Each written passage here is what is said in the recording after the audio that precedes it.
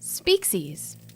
Welcome to Origin of Species. I'm Steve. My good friend Scott and I are off this week, so we don't have a new episode, but instead we wanted to share a bonus episode from one of our favorite interviews before we became a full-time video podcast. Back in November 2020, we released an episode on the origins of terms related to the Alabama-Auburn football rivalry, including terms like Crimson Tide, War Eagle, and of course, Roll Tide. Our special guest for that episode was comedian Dusty Slay. As an Alabama native, Dusty had a special personal insight on that rivalry that he shared with us, in addition to discussing other things like the joys of outdoor urination and the power of dog milk straight from the nipple. Not coincidentally, Dusty Slay will be performing this week in Richmond at the Funny Bone Comedy Club on March 17th, 18th, and 19th. Dusty is also one of the featured comedians on this season's The Stand-Ups on Netflix. His episode is hilarious, and to paraphrase Dusty, you'll have a good time. From episode 94 of Origin of Species, here's our interview with comedian Dusty Slay. Our guest is one of my favorite comedians working right now. You might have seen him on Comedy Central, Jimmy Kimmel Live, on The Tonight Show with Jimmy Fallon. If you're in Nashville, where he currently resides, he's a regular performer at the Grand Ole Opry.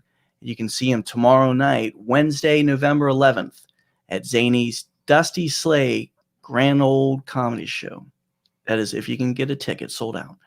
Finally, you can hear him weekly on his podcast, We're Having a Good Time. Please welcome Dusty Slay to the program. All right. Thanks for having me. Dusty, thanks for joining us. And my first question is, are we going to have a good time? Of course we're going to have a good time. We're always having a good time. You know, I like to tell people we're having a good time. I don't like to ask. You know, a lot of people will come out and they'll go, are we having a good time? Not me. I can't risk it. You know what I mean? I love that. I did read that, and it's very smart. You never want to ask people questions that you're not sure of the answer to. You just let them know how it's going. Yeah. That's like if you're on a date, you don't go, are you having fun? You go, this is great. We're having a lot of fun here. Yeah. This is the best Applebee's I've ever been at, right? Yes. Always. Never let them tell you. You always tell people how you feel. Yeah, taking notes on this. And how they feel. So we have to ask everyone, how are things going with you in the vid? And especially as you're a tour comedian, how's that working out for you? Honestly, it's been great for me. I mean, I was on the road so much that when I got shut down in March and April, I was like, actually, this is great. I mean, this is a nice break for me.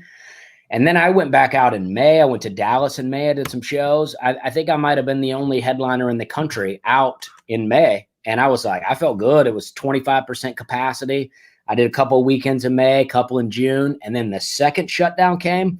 And that one was a bit depressing because I was like, oh, I don't know if we're coming back. Yeah. I wanted to quit comedy. I was already deciding I was going to do something new.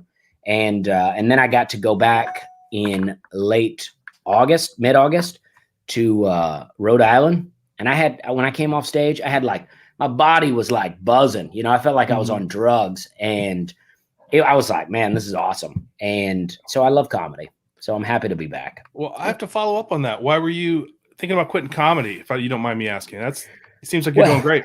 I know. That's just what the unsurety does. Like, I was like, I was in this place where I'm like, if we're not going to be allowed to do comedy again, I got to do something. I can't just, The first 2 months was an amazing break. I enjoyed. Right. The second one was like, I'm bored. I'm going to have to get some kind of job. Fortunately for me, you know, I had been saving money. So it wasn't like a money thing. It was like just outright, like, I can't be this bored. Right. That makes sense. I need some purpose. Yeah. The first quarantine, I set up all my bird feeder. I got into birds, you know, I set up all my bird feeders, my bird houses, traps, you know what I mean? I got it out there and I was into it. And I planted plants, I grew squash, I grew potatoes. I was like, I stood out my back door looking at birds for so long. My neighbor put up an 8-foot privacy. Yeah. Well, I got a bird feeder too. And it's something. And then I heard someone say it's actually really good for you to just spend time just looking at birds or nature or whatever. It's like its own therapy or something. Yeah. So it's so great. And my neighbor did put up an 8-foot privacy fence. And it's like, in my neighborhood, it's all 6 foot. except just behind my house is an extra 2 feet. Yeah. And I wasn't looking in his windows, but birds are small, right? So that's right. I'd be out there looking, and every once in a while I'd see a little movement in his windows, so I get it. And he told me one day, he's like, I'm about to get a new fence. After that, you won't have to look at me anymore. And I was trying to be all fun with him. And I was like, hey, but I like looking at you. And that fence went up quick. He's like, I got a family to protect. Yeah. Well, you kept the economy going during the shutdown. So good job. Yeah, totally. Fence builders needed something to do too, Mm-hmm. So the subject of our show tonight is the Iron Bowl. We looked at the history of Alabama and Auburn and some of the big terms that go with that. So we want to talk to you a little bit about your personal connection to the Alabama-Auburn rivalry. Well, I grew up in a town in Alabama called Opelika, right next to Auburn. So where I come from, you're either an Alabama fan or you went to college, but I didn't go to college, so roll tide, you know what I mean? And that's my favorite joke. I like that joke. My parents are divorced. They divorced when I was 2. My dad is a diehard Alabama fan. My mom is a diehard Auburn fan. And that's what my mom says all the time. She goes, oh, those Alabama fans, they didn't even go to that school, And the funny thing is, my mom also didn't go to Auburn, Right. Yeah. I mean, yeah, you do see that with a lot of teams. In fact, I'm wearing a University of Kentucky hat, and I didn't go there, but I'm ashamed of my college football team, and my family's from Kentucky, so it's the same sort of deal. Kind of. Yeah, you can be a fan totally, but this is what gets me is the people that go, "We beat you, we beat you," and it's like, well, they beat them, right? Yeah, I didn't get beat, and you didn't win, right? That is true. I take credit when we win, but not when we lose. See, I say we, but I say all these things, but if that's how you want to be, I don't care. You can be a we won. You know what I mean? Yeah. Don't bother me.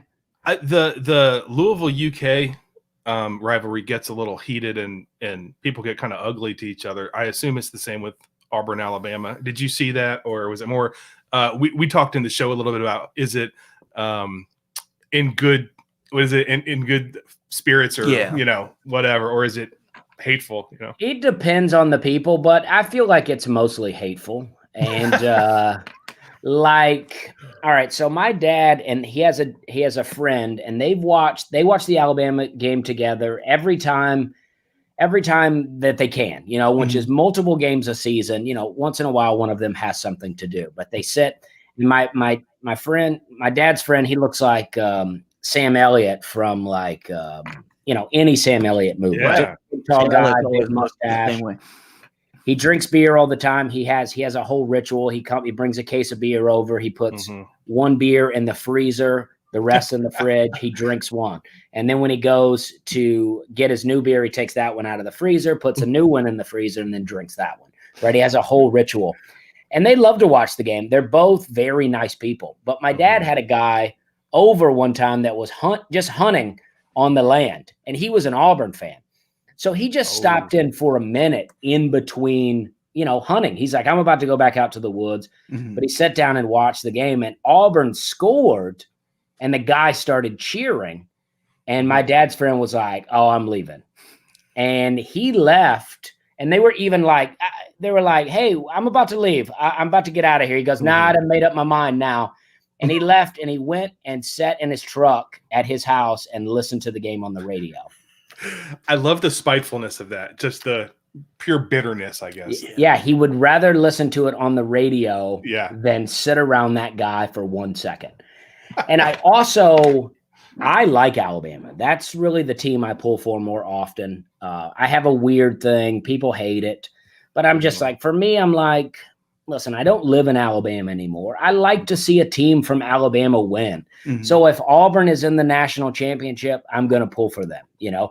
Ultimately, I want Alabama to do it. But if it's got to be Auburn, hey, I'm there to cheer. But I don't like watching Alabama with Alabama fans unless it's my dad. I don't, because they're so cocky and they're so and I'm just like, we're not really out there doing anything. Like, they're just so hateful. They hate the other team. And I don't care if people hate the other team, but it's hard for me to like cheer for the team that like I'm like a underdog kind of fan at heart, except for Alabama. Yeah. Does that make sense? I just feel like Alabama as a state is the underdog. So I want us to win everything. Well, I can't believe I keep bringing up Kentucky, but it's a similar thing. It's like with Kentucky basketball.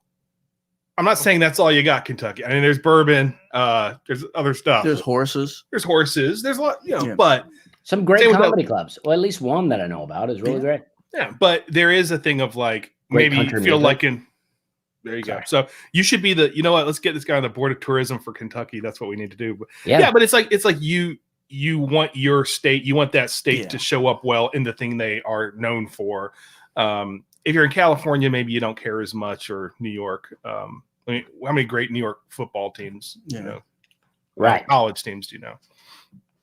Reminds me of like I'm trying to explain to my daughter, like the Indian kid in her class probably really didn't grow up in Boston and hasn't been like a lifelong Patriots fan. Maybe they're bandwagoning a little bit. It's kind of tough to root for them. There's no underdog, even though now I guess they might be. You never know. You never know. But yeah, I mean, my sister lived in Montgomery for a while. She told me that she read about a story where a girl shot and killed another girl because she wasn't mad enough about the Alabama loss. Like, she wasn't even happy. She wasn't mad enough. Oh my gosh. Yeah. And then, there was the guy, now, I don't want to step on any other questions, but, go for it. In Auburn, there is these, there's the oak trees that were out there, like 200-year-old oak trees. And that after, I grew up right next to Auburn. So I used to go to Auburn all the time. In high school, Auburn was our rival, So, but it's like they had these trees, and after every football game, when they would win the game, they would roll the trees. They would throw toilet paper in the trees. And it was just this great thing. But this one time when Cam Newton played at Auburn, apparently someone went to the Alabama stadium and put a Cam Newton jersey on the Bear Bryant statue. Ooh. And so this guy, I was listening to the Paul Feinbaum show. I don't know if you know that show, but it used to be the best. I haven't listened in a long time, but it used to be my favorite show. And this guy called in. I was listening. When he called in, he was like, I poisoned those trees down there. Oh, no. And he did. This guy went down and put, 2,4-D or whatever in the ground and killed these 200-year-old oak trees. He did some jail time for it. Yeah, I was going to say, that sounds like a crime. Holy cow. So then they put new ones back. Yeah. And they brought in new ones, planted them in like, fairly good-sized trees, and they rolled them again one night. They weren't supposed to, but the students rolled them, and then some guy walks by and lights one of them on fire. Oh, my God. So it died. So, they've had a lot of struggle with the trees. Yeah. That's incredible. Yeah. I mean, I also like I like when adults are involved in this stuff. It's one thing when you're, I was passionate about sports when I was a kid, but then I love the idea of like a 40-year-old guy, killing trees. Yeah. Oh yeah. Probably older than 40, honestly. Right. And the one time, those car flags that you put on the back that, my mom used to rock those 2 Auburn flags all the time. Oh. My mom's Auburn, win or lose. She's about tired of Gus Malzahn, but she's with them win or lose. And one game, we used to have season tickets. We used to go see Auburn play all the time, which is, I guess it just shows that I'm just, maybe I'm a bandwagon rider too, that my mom did so much to make me an Auburn fan. And I'm like, no, I like Alabama. But I think there's a bond between me and my dad. You know what I mean? So we had season tickets. We were down there. We went to one Alabama-Auburn game. This is in the 90s, Terry Bowden days. And somebody broke both of our flags off the car during the game. Uncalled for, man. Yeah. That's brutal. I have a friend from – I'm sorry, go. Oh, no, that's it. I have a friend from Pittsburgh that when Pitt and West Virginia used to play, he would go down to West Virginia to see the games, but he had to strip his car of everything. He had to make it look like a neutral car because it would be broken or lit on fire. Oh, yeah. That's West Virginia. Everything could be lit on fire at any time. Yeah. Yeah, I have a picture. If I can't find it on my phone, I'm going to go and I'm just going to show you, even though this is mostly an audio podcast, you said, I want to show you this was, and I'm thinking this was probably 1983. And I was looking up 83 and they were saying that was one of the like best Iron Bowls ever. Mm-hmm. And we weren't at the game, but Auburn won. So if Auburn didn't win in 83, then that's not when it was. But my mom was married to my dad at the time and wanted to, she wanted to go down there. She didn't have tickets to the game, but after Auburn won, I think Alabama had won for like 10 years in a row. Mm-hmm. And then Auburn had Bo Jackson. So it might have been 82. Anyway, I was really young. And so she went down to Toomer's Corner where they roll. And she took me. And in this picture, you can see the toilet paper in my hair from where they roll it. But that's awesome. Yeah, so there we are. My mom's got the classic Auburn hat on, and it really shows the whole two mascot thing. I mean, the hat, there's an eagle, and on the shirt it says Tigers. But I mean, I love it. That's so great. Thanks for showing us that. Yeah. That's perfect. And my dad has, he has a pool, and he has this pool house is what it used to be when me and my stepbrothers were growing up. Mm-hmm. But now it's his Alabama room, right? So everything is just decked out Alabama. There's no organization to it. He just throws stuff on the wall, but it's just littered with stuff, newspaper clippings, and he's got an old rusty fridge in there full of a bunch of Cokes. And it's just, and then there's no heat out there. They'll have the, what is it? The gas tanks that you put on a grill, propane tanks. Propane, yeah. Yeah. And then I have that little heater on there. And that's good stuff though. That's a manly room. That's the way it should be. I bet like it smelled good in there too. Oh, it smells like man. It does smell good. Man. Yeah. What is the smell of man? There's spilled beef beer and propane. spilled beer. Yeah. Yeah. And wings, chewing tobacco, that sort of stuff. Yeah. And then there's a bathroom in there, but they usually go outside to pee anyway. Oh, there's nothing better than peeing in your own backyard or your own yard. I love to pee outside. There used to be this trail of ants outside of my house. And I like to pee those ants right off the wall. They would come back, I'd pee them right off the wall and then they'd be right back the next time I went out there. It's like they were into it. You know what I mean? You need to work that into your act of tell people they're having a good time and conclude with the benefits of urinating outside. Because it's true. There's something like reclaiming your land. And now that you have that 8-foot fence in your backyard, you can do it a whole lot more. Yeah. Maybe I should close with that. I used to talk about peeing on ants, and I felt like I lost the audience a bit. You won us back. You were losing us before you brought that up, and now we're hooked back in. Okay, so it worked. I've rediscovered my love of peeing outside ever since I tried to fix my downstairs toilet. It was just turned into a month-long project. My problem is I don't have a good privacy fence, so there's always a little of danger involved. Oh yeah, like, even at night, because you're like, do you ever do the mental gymnastics of would I be arrested? And then you do, well, no, nobody can see from here. Yeah. There's nothing, and then you go, well, I don't know. I could get arrested, and then by that time I'm done. Sometimes if I'm out watering the grass, I'll turn my back to my neighbor in the middle of the daytime, and then I'll pee at the same time I'm watering, hoping that maybe they don't know I'm peeing. I like the danger. But I think there's a stance that anybody can see you from the back and go, that dude's peeing. Yeah, absolutely. Well, what you have to do is you have to start just doing the stance while you're watering your plants. Yeah. But while you're not peeing, just lull the viewer into a false sense of security. Yeah. Too many people have cameras now. They have these ring light cameras. I went to my neighbor's house who's across the street from me, and I asked him how he liked that. And he goes, well, it's really sensitive. And then he goes, we don't pick up anything you say. And I'm like, oh no. Okay, so you do then.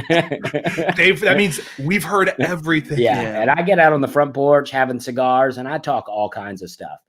I'm definitely. Is there a worse feeling than talking, especially when you're like just kind of shooting the shit? Maybe you're talking a little bit of maybe something you shouldn't be talking about, and then you realize, oh no, I'm being listened to right now. Oh yeah, that's a terrible feeling, which I've had many times because I'm a big mouth. But yeah, well, I feel like there's always something we shouldn't be talking about, and it's like, oh dang. Like the other day, my neighbor was like, I used to smoke a lot of cigars with him, a different guy, and he's like, oh, you haven't been over in a while, and I was like, oh, my wife won't let me have cigars as much, and then he's like, oh, she won't let you have cigars. I was like, nah, and then And then like he drives off and I turn around and she's like right there. And I'm like, oh, exactly. Right. I was like, I know you just heard me tell him that, but right. And but that's part of the deal, man. You gotta take the hit sometimes for anyway. Especially with the wife has superpowers. Once the vows were stated, her hearing increased. Yes. And her ability to be everywhere at once happens, right, honey? That's true. If She's she here popped somewhere. up right now, that would be really That fun. would be pretty cool. Yeah. It would be weird that she's at your house, but that's That's a subject for another time. That's next year. So I had a question for Dusty. So I was listening to your last podcast and I really related to something, which is where you started the podcast. You said, you know what? I just went on 20 minutes and then I started it over because I was losing my train of thought. I don't know, talking about a guy milking dog or drinking dog milk or something. I'm like, whoa, where's that lost footage? When does that make an appearance? First of all, you can't tease us like that. But and which neighbor was doing it? Well, this was an old guy I used to go to church with. And that's a story that'll be fun. I mean, this is what happened. I went to this church retreat one time. I'll just tell you, if you don't mind. And, please, I'd love to hear it. And we went, it's just some men. I had just quit drinking, and I was trying to connect with some people that weren't drinking all the time. Yeah. And so I went on this church camping trip, just me and a bunch of dudes, we're out there grilling up. I mean, there's a guy out there he knows how to cook everything. We're not roughing it out there. Like we're sleeping in tents, but we're eating better than I eat normally. Right. But we get, after a couple of days, no cell phones, you're just talking a lot. This guy brought up, what would you do for $1 million kind of thing? Like, that kind of game. Yeah. And I'm like, I don't know what they're about to ask. This is a bunch of church folk. And I'm like, I had a job I hated. You know what I mean? So I'm like, I don't know. There's not much I wouldn't do for $1 million. And he said, would you eat a piece of poop the size of a fun size Snickers bar? And I always say that I was relieved because I know for $1 million I would eat a king size dookie, and then and I was like, yeah, of course I would. If it meant my boss selling pesticides would never get to yell at me again, yeah, I'm eating a fun size piece of poop. Absolutely. But the guy goes, no, he said I would never defile my body that way. Right. And really put me in like a weird place. And I'm like, all right, dude, well, obviously you have a better life than me right now. So later on, though, they're talking and they start telling stories on each other. And they start because they're all friends. I'm new to the group. Right. So he starts telling a story on this guy who wouldn't defile his body and said one night they were sitting around their house and they had a dog out there that had just given birth to some puppies. And it was laying out there on the porch on its back and had those big dog nipples sticking up. And he was like, they were like, I dare you to get down and drink some of that milk out of that dog nipple. Oh my gosh. He goes, how much? And they ended up like raising like $20. So for $20, this guy got down and drank milk from a dog nipple. Oh, that's so gross. And I'm like, you wouldn't eat a piece of food for $1 million, but for $20, you're down here drinking dog milk? Yeah. Well, first of all, I like that he tried to shame you after putting a hypothetical to you. And then it's like, I would never do that. But that is, I think the dog milk is way worse. Right? Yeah. Okay. What do you think, Steve? I'm trying to think of how he made money off that, because now he's done what's the smell stuff that everyone sells? I'm totally blanking. Oh no, you mean essential like oils? Yeah, some yeah. sort of like dog essential oil. Yeah, because we sometimes talk about like who was the first guy to realize that deer urine would you could ingest it and it would do something for you or whatever so yeah. I was never that into hunting. You know what I mean? Yeah, like exactly. I could just not get a deer this time around. Once the grocery store closes down, if ever the supply chains break, I'll maybe drink some deer urine if it means I get to eat. You know what I mean? Right. Exactly. You maybe can edit that out. No, I'm just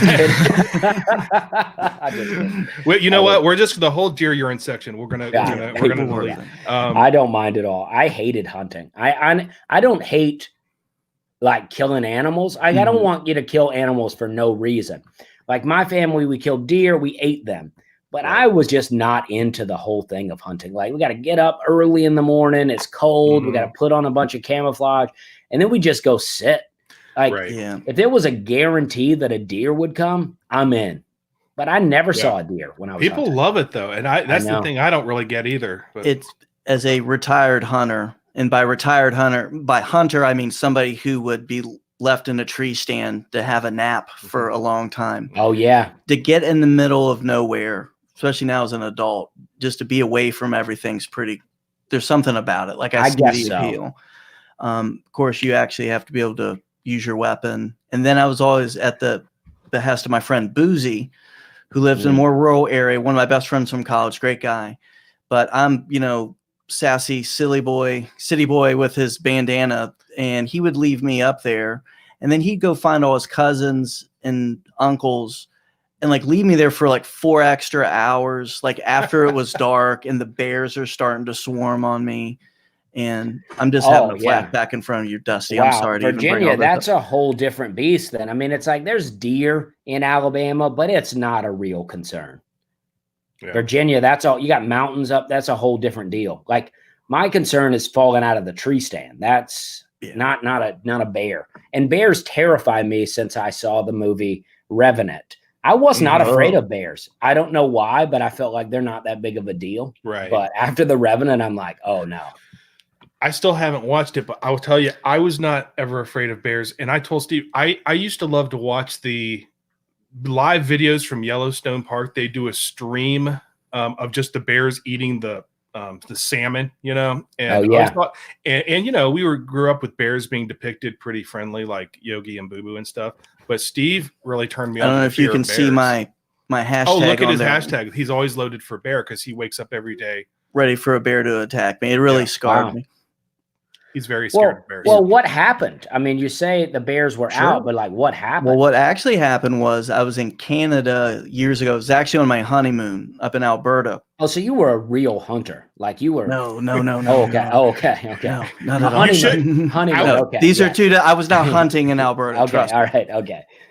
It was just Steve, his bandana. Yeah. And my wife's regret of like, what did I get myself into? So we're in Alberta and we're at this resort.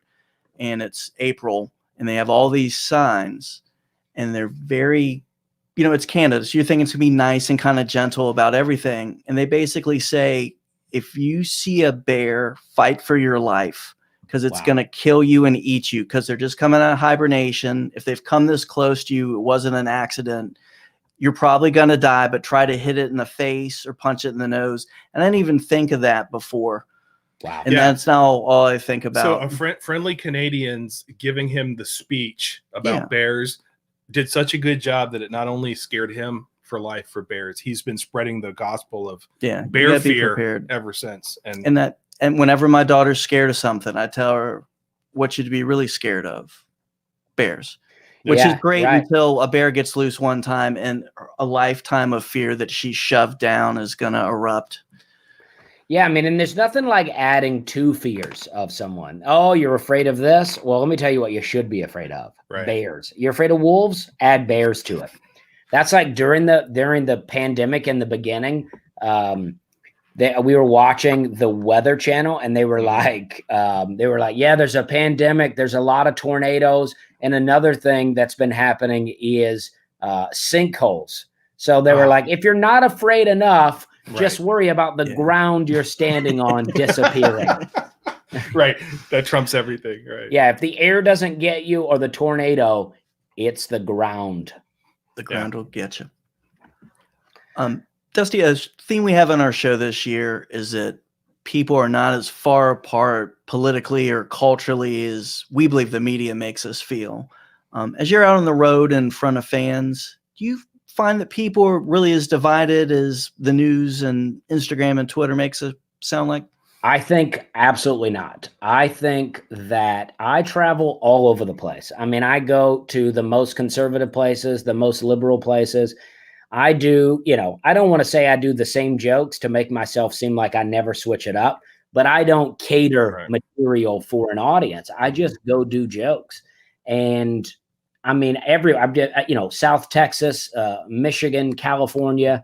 I mean, and I talk to people after the shows. Now, I don't hang out with a bunch of people, but we talk, and everybody seems happy. We're all having fun. We're laughing at the same things. liberals and conservatives grew up in trailer parks too, not all of them, obviously, but, and it's like, I don't know. I feel like until you start talking about specific things, people laugh together, they hang together. And even when people disagree, like in person, I said it, I smoke cigars a lot and I like to sit in cigar shops. Now, generally speaking, the normal cigar clientele leans conservative. But, if someone does disagree, it's just a conversation. Yeah. It's not a shouting match over the internet. And the internet, that's what happens. You could go on, you could see a post and you could be like, oh, that makes a lot of sense. And then the first comment is, you're such an idiot. And then they tell why they're such an idiot. And then the next comment is another person saying why that person's an idiot. And then you start reading and you're like, all these things kind of make sense to me. I'm like, what is the truth? Yeah. Yeah. Right. But yeah, in person, I agree with you. And I feel like you sit down and talk to somebody. It generally, I love those YouTube videos they do. I don't remember who does it, where they have people that are completely on different sides of the spectrum and they sit down and have a conversation and you watch it. It's like, yeah, that's pretty much how it normally goes. But when there's that barrier of the internet, it kind of messes things up. We need to get people together that they can urinate in a backyard together. Right. Totally. And that's the interesting thing about the shutdown, right? Is like they're encouraging people not to hang out with each other. And the more we're around each other, the more we can see that we are the same. It's like, I have friends that I interact with. We could all hang out together at a party. And then I go on the internet and find out they all have different views and they seem to all hate people that have a different view than them. And I'm like, and I'll see both of them and I'm like, you guys were just hanging out. Like you just were having a good time with each other. And now you seem to hate each other.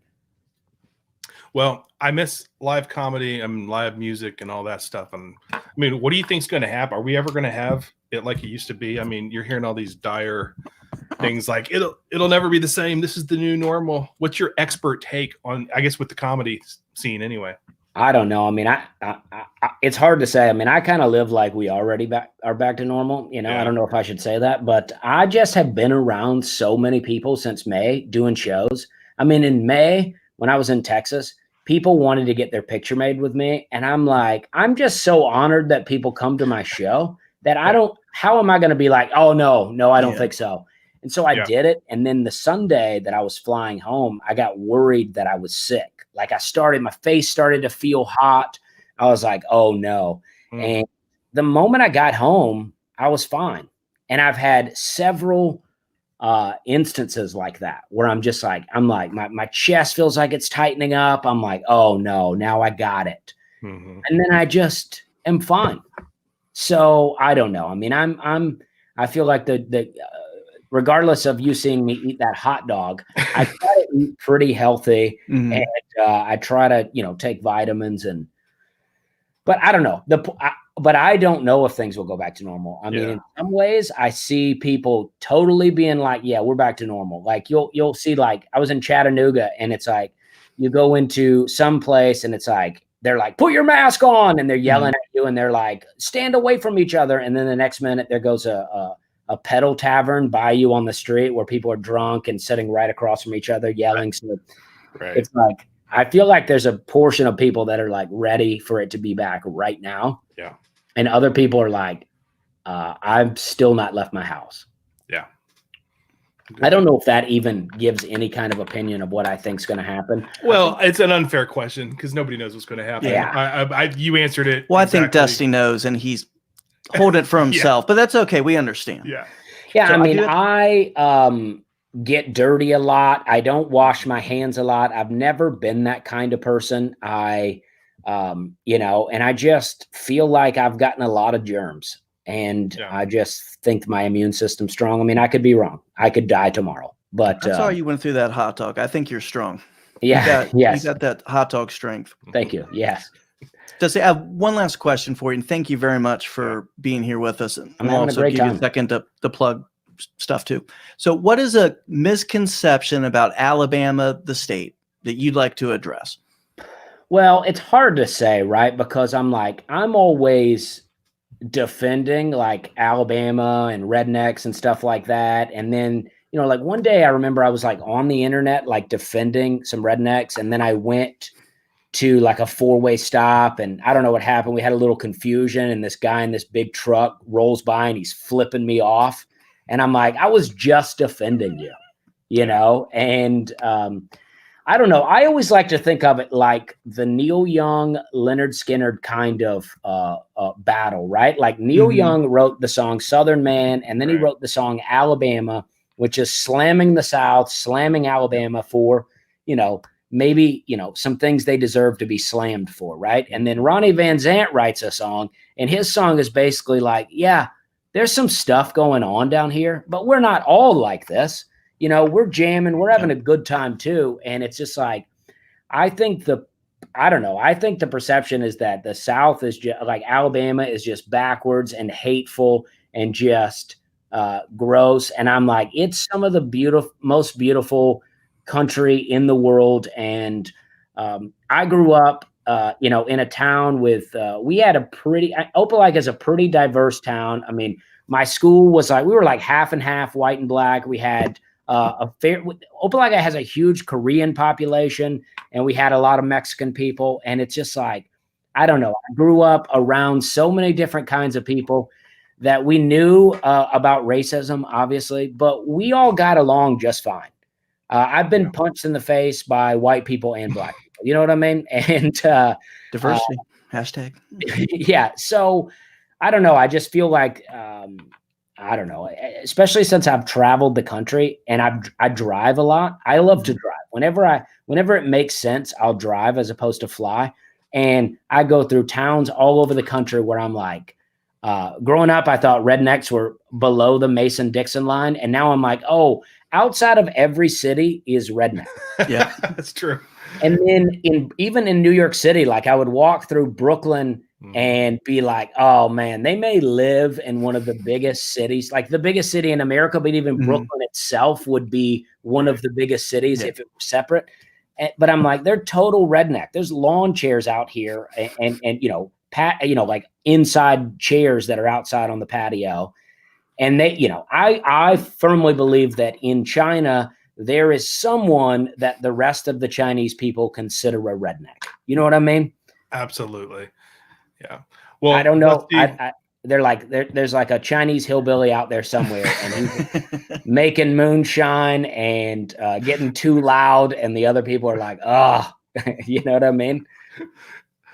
You do.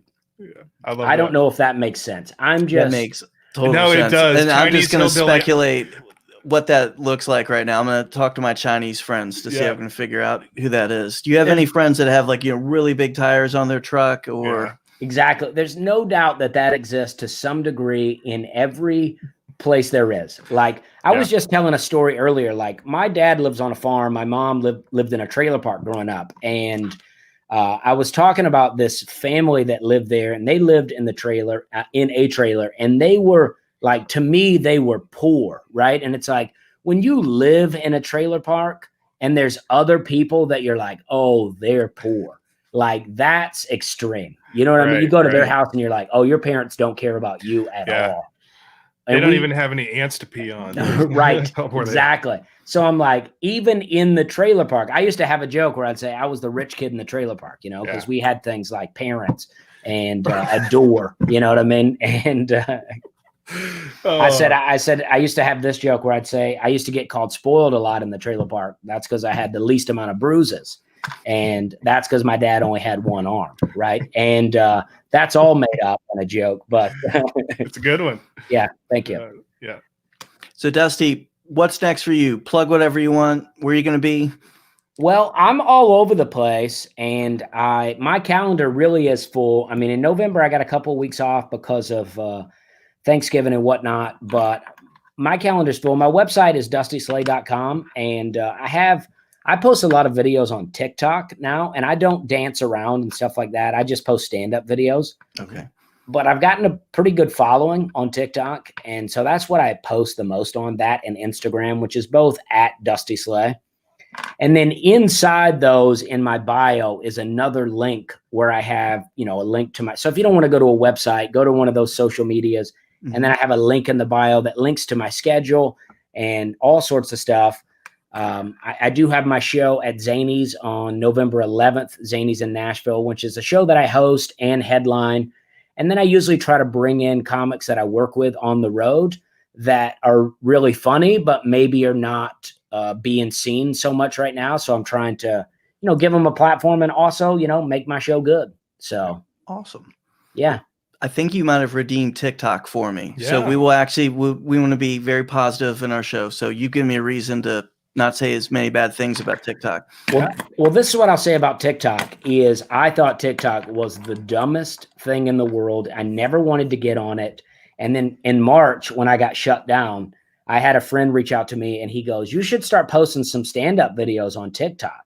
And I had an hour of comedy that I recorded that I just wanted to use for social media stuff. Mm-hmm. Yeah. So I had like 3 videos and I posted them on TikTok, and one of them instantly jumped to like 300,000 views and I was hooked. And so this whole time I've been learning to edit better and make better videos. And now I'm kind of trying to film my sets and film crowd work moments and put on TikTok. So, oh man, by the way, and we sat here and talked about how social media and internet's the devil, but your social media is hilarious. And thank you. The crowd work, the clips you have of the crowd work and stuff are great, perfectly timed and hilarious. Like Steve turned me on to your comedy and I started checking out your Twitter and your Instagram. And I'm like, oh my gosh, this is hilarious. So thank you. I mean, yeah.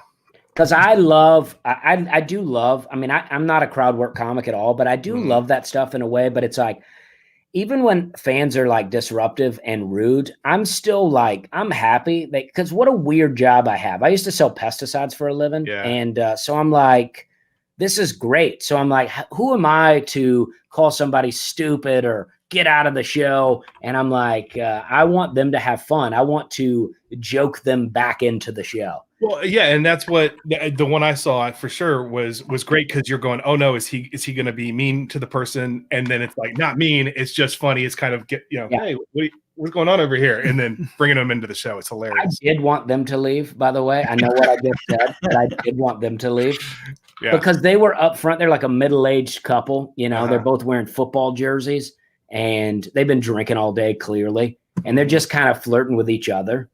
And then he's like, I'm about to get laid tonight. And that's why I was like, well, you better get out of here then. Yeah. That was so good. Go get laid now, dude. Yeah. Yeah. It's like my show's good, but hey. Yeah. Strike while the iron's hot. Yeah. Yeah. I mean, it's a longer clip of me talking to them, but I took out, I took the funniest chunk. Yeah. Because they wouldn't stop. I was like, listen, you have to look at me now. You have to look at me and listen to me. You get to hang out with each other all the time. I'm not always with you. Right. They probably flamed out that night. That was like the height of their passion. Yeah. Win-win. Well, Dusty, thank you very much. Thank you for joining us. Thank you for having me. Best of luck to you. Stay healthy, and thank you again. Yeah, thanks, you guys. Man. Great to see you. We're having a good time. Having a good time. Thanks, sir. All right. Thank you for listening to Origin of Species. Help us spread the word by liking, commenting, subscribing on YouTube and Rumble, leaving a positive review and a 5-star rating on Apple Podcasts. To learn more about our guest, Dusty Slay, find him on all social media platforms at Dusty Slay. If you're in Richmond, go see Dusty Slay at the Funny Bone Comedy Club, March 17th, 18th, and 19th. Check our show notes and our socials for links to buy tickets. If you're not in Richmond, check out his tour dates on his website, dustyslay.com. Make sure you watch his episode of the Stand-Ups on Netflix, and we highly recommend his podcast. We're having a good time. One of the best, most interesting podcasts that's out there, and I really mean it. Thank you to our guest, Dusty Slay. My good friend Scott and I thank you for listening to Origin of Species. And remember, watch out for bears, and kale is from the devil. Speaksies.